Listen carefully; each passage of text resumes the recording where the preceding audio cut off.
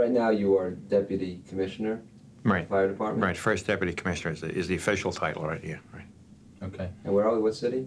New York.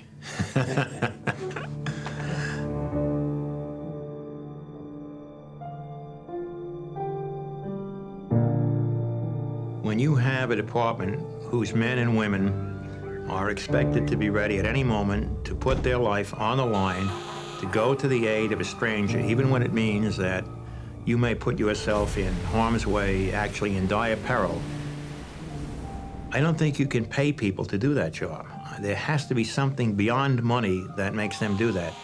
The thing that sets the firefighter apart is that it's he or she who, when the bell sounds, goes to do whatever is necessary to help the person who called them. No matter what we do, no matter how well we train, no matter how good our equipment is, no matter how hard we try, no matter what, the time will come when we will lose another firefighter.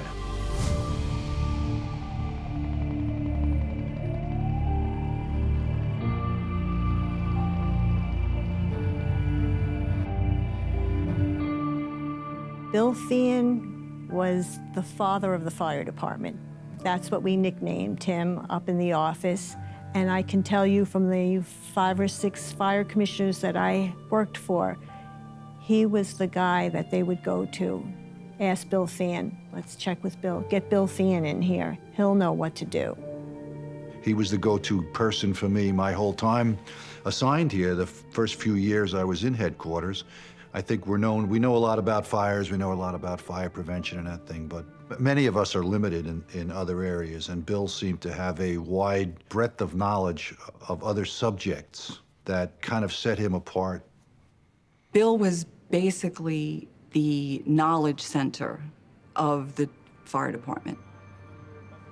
There were things that he knew that never had been documented, so usually things would end up getting run by Bill, and he wasn't always in the chain of command for it. It was just you naturally knew you needed to reach out because he would either know the answer or he would direct you to the right person. Usually he knew the answer, though. It was rare that he would not. I knew immediately that he was my go-to guy for understanding how the department worked. I'd ask him a question, how many 100-foot tower ladders do we have? And he'd not only tell you how many tower ladders you had, he'd tell you the entire history of a tower ladder, the architecture of New York, so what kind of building you need a tower ladder for. No casual conversation with Bill was a casual conversation. It was a conversation that you walked away from learning more than you knew when you walked into the conversation. Commissioner Feehan was always the first out the door. If there was an explosion, if there was a collapse, he was the first one to put on his jacket and head out the door. He was very happy to be out in the field responding and being part of the action. I think the fire department truly leads from the front and the top. That's why on 9/11, so many of the very most senior leaders were at that event. On that morning, I was just one floor below when I felt this building shake, as if I thought someone here on the 8th floor dropped something quite heavy. And Pete Gansey was just down the hall and he yelled, "Look out the window." A plane just hit the World Trade Center. We could see it from our windows. I was sitting in my office and my office looked at the Trade Center. And I saw the plane go into the building. Saw a fireball come out and saw the smoke come out. I got up, went right into Bill's office, said, "I think a plane crashed into the Trade Center." Myself, Bill, Tom Fitzpatrick, we all went down to the garage, got into Bill's car. As we came out, there was people running all over Brooklyn already. And I'm saying, like, what the hell is going on here? Pete stopped the car and we got out and started to head towards the plaza. Bill and I were just near the big ball, the sphere. The sound of a plane coming down. Bill was at the back of the car with Tom Fitzpatrick putting their coats on. I just remember hearing that roaring noise.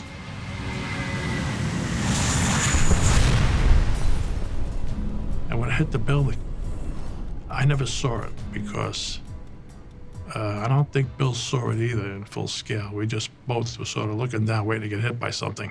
I really knew that there was going to be a lot of guys in trouble, and I had a feeling that my father, would maybe be part of that. Never did I think that my father-in-law would be in any danger, because he's a chief.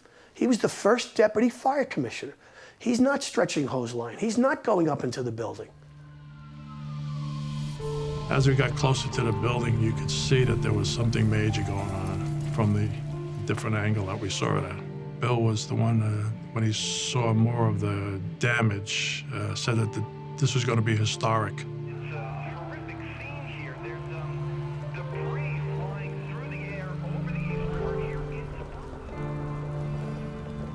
Bill had a tremendous institutional memory. Like I say, I think his love of history really translated into the fire department. But he enjoyed the history of it and the way it had grown, the way it had evolved into such a phenomenal department. My father came into the department in 1926, I think, right? And I was born in 29. I came into the department in 59. He retired in 58. Now, when Bill got on the job, in the late 50s, almost all the probies coming on the job were veterans, as Bill was. He was not only a Korea combat veteran from Korea, but he was also a college graduate. I graduated from college in 52, and I went right into the Army. And when I came out of the Army, my father was still in the department. I was working in headquarters. He got on the job at 30 years old, which is a little bit late. And he decided, unlike my dad, I'm going to study and go up the ranks, and he did it with a vengeance. I loved every place I've worked. I've loved every rank I've had, but there was always that thing, well, let me try the next one. I don't know. There was just, I guess, a desire to, well, let me take one more shot at this, right? Let me see what the next one is about. Bill Feehan held every rank in the department, obviously from firefighter up to the fire commissioner at one point in his career. He was chief of fire prevention, chief of operations. He knew the job inside and out because he had worked in so many different aspects and so many different bureaus of the department. Chief Feehan was a strong advocate for firefighter safety. Laws were changed. He testified often in front of the city council to make sure, like Local Law 5 was changed that put a huge onus on building owners for the first time to build properly so that they could contain fires, and new sprinkler laws were introduced, and he would know exactly how and why those things should happen, and he made sure that they happened. I think he saw that with better technology, better equipment, better response, the role of the fire department needed to change and needed to modernize.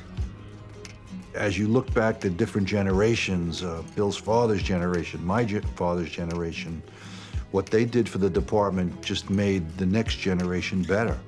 So the firefighters today are better than they ever were because they have the benefit of the many generations that worked so hard before them to make the job better. He loved the job.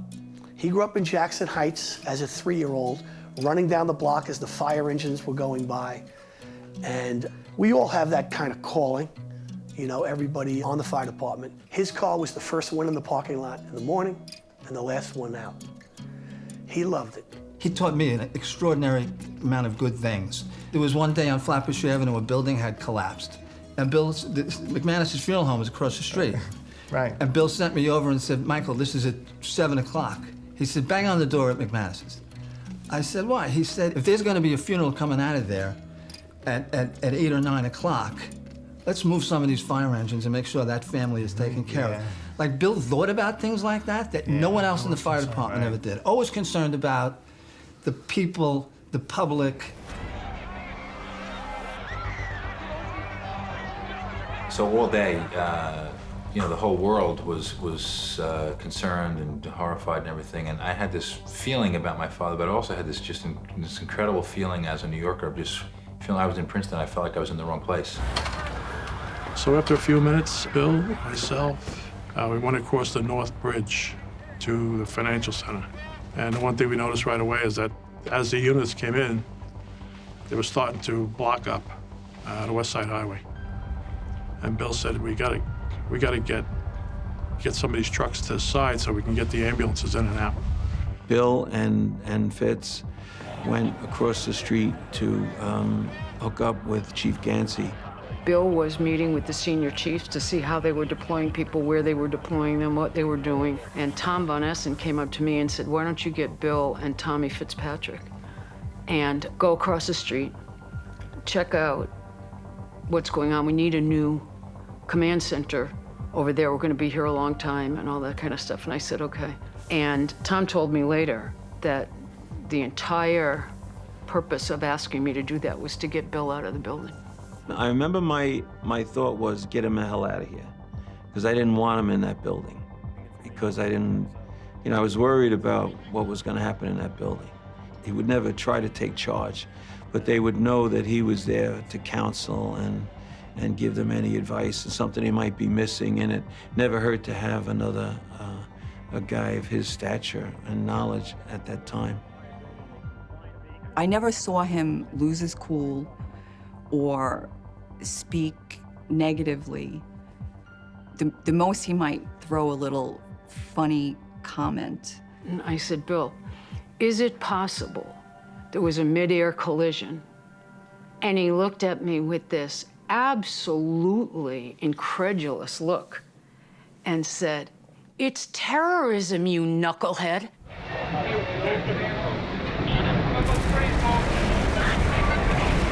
As I was probably 180 degrees away from them, that's when the South Tower came down, and they took refuge in the financial center.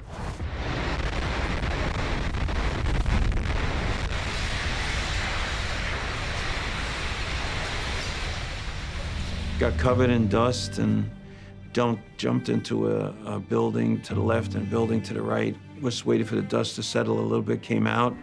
I said, well, what the hell was that? And I forget which one said to me that getting reports that the South Tower collapsed. And as I was working my way back, they came out. There were people trapped. Bill, at age 70, I believe, at the time, joined Pete, and they were going to participate in rescuing these trapped members along West Street.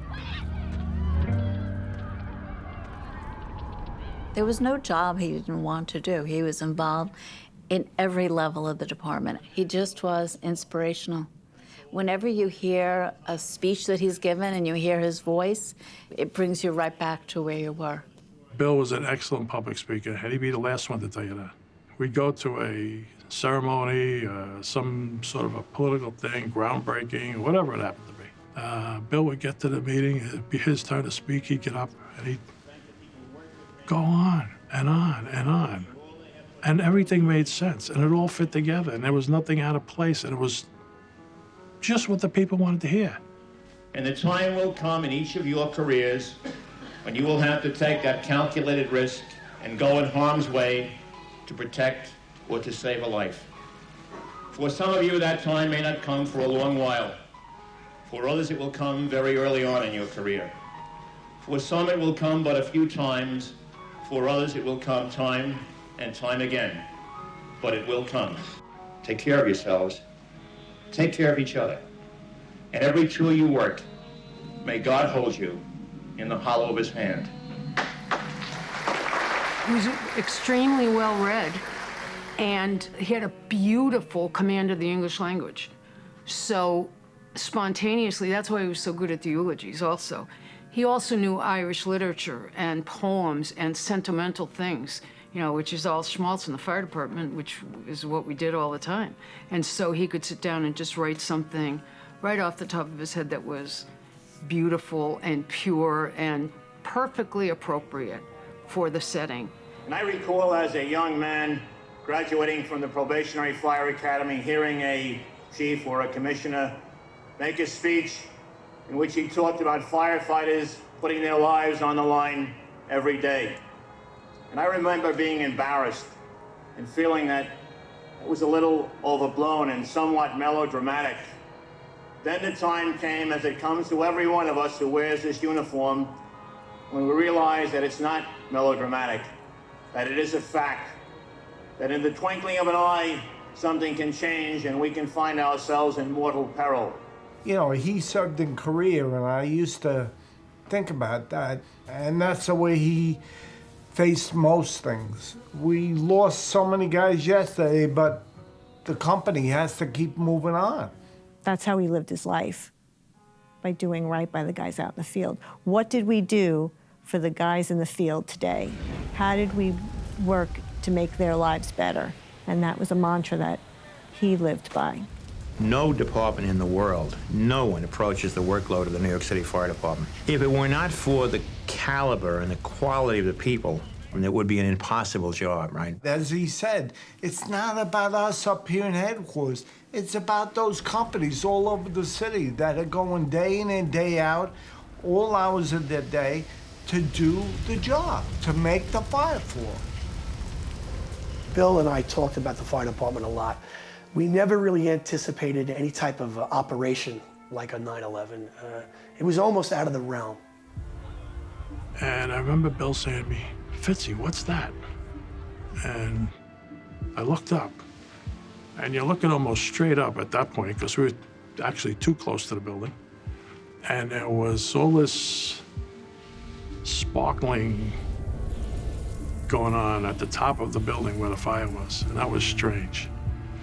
And the fact that we were standing so close under it, you couldn't tell if it was actually coming down. It looked like it was just coming out. But then we realized as the debris cloud started to come over the financial center, that everybody just reacted at once and turned around and ran into the garage.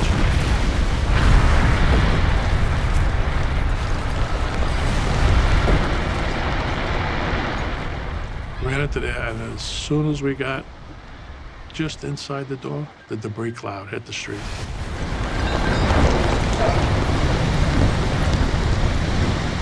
But from the time Bill said, "What's that?" that was the last time I saw him. It's like the last face he made at me was a face like that. In other words, like, you gotta be kidding me. But I had good intentions, you know, I wanted to get him out of there. And that turned out to be the last thing he ever said to me. It's terrorism, you knucklehead. When the second tower came down, it came their way. And that was it for them.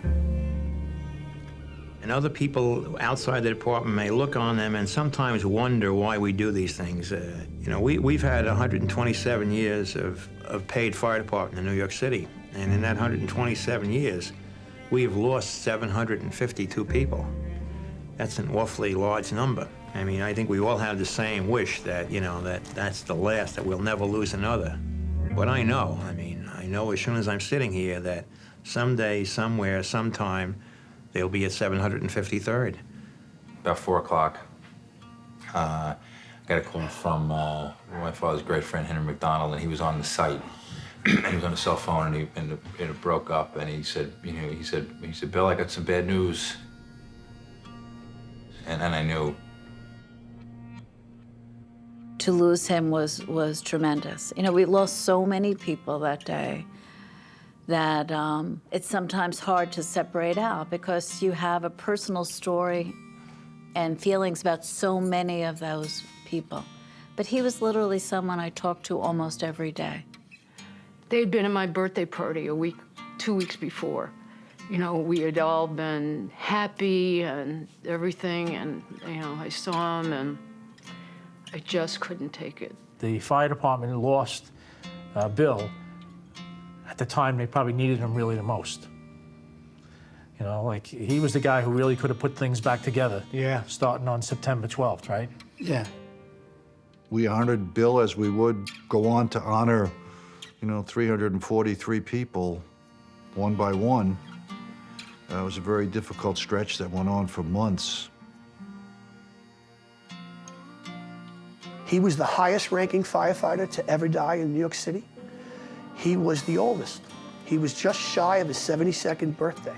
And the first assignment I got after 9/11 was to write Bill's eulogy. And I couldn't do it. I said, I can't do that one. There's no way. And I wanted him to have the best eulogy in the world, but there was no way I could write it. So Mike Regan wrote it. And then at his funeral, my aide, who was working with the commissioner that day, kept it in his pocket and never gave it to Tom. So Tom had to stand up and wing the eulogy anyway, and Tommy did a great job. And I remember thinking I did a terrible job. And I remember just like crying a lot and, you know, having trouble getting through it. I love my father, you know, more than anything, and you know, can't believe I'm not gonna have him, you know, but this whole sense was building, you know, and I don't know whether I'll have the sense tonight or tomorrow, but you know, he was totally, totally loved, you know. He was totally respected, you know. He was really, you know, as they say in the paper, historic, you know, legendary. I mean, you know, he's a giant, giant figure. Yeah. People loved what he did. If someone was 51, you'd say, what in the name of God were they still doing being on the street at the, you know, he was 71. And what I'm trying to get to is that he died doing exactly what he wanted to do, you know. And there's a certain, you know, as terrible as it is on a personal basis and as a son, there's a certain gratitude I have, I guess is the only word, that, you know, he never wanted to retire and he didn't. And that might sound very cliched, but it's true. He died as a fireman, commanding the biggest fire to ever happen in New York City. And that's what he would have wanted. Dinkins made him the commissioner before he left office.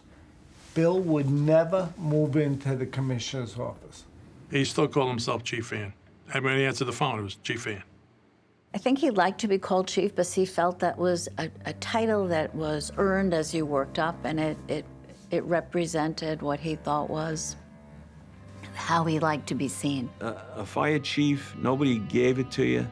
You earned it all on your own, and I think that's why he was most proud about being a chief and wanted to be thought of as a chief right to the very end. You know, I know how terrible this must sound, but I had hoped to be the chief of the department. I came in hoping to be the chief of the department, and it meant to me that you know that I had achieved what I wanted to do.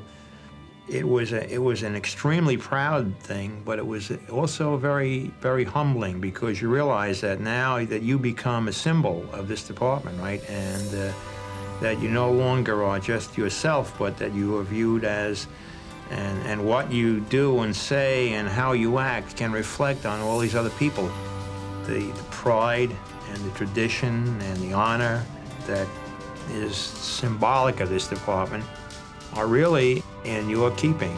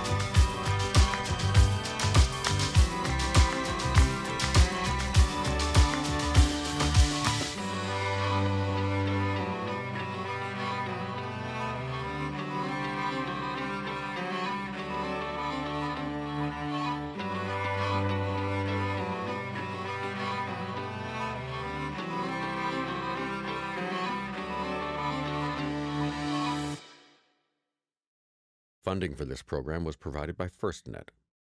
Built with AT&T, the only wireless communications network built with and for America's first responders.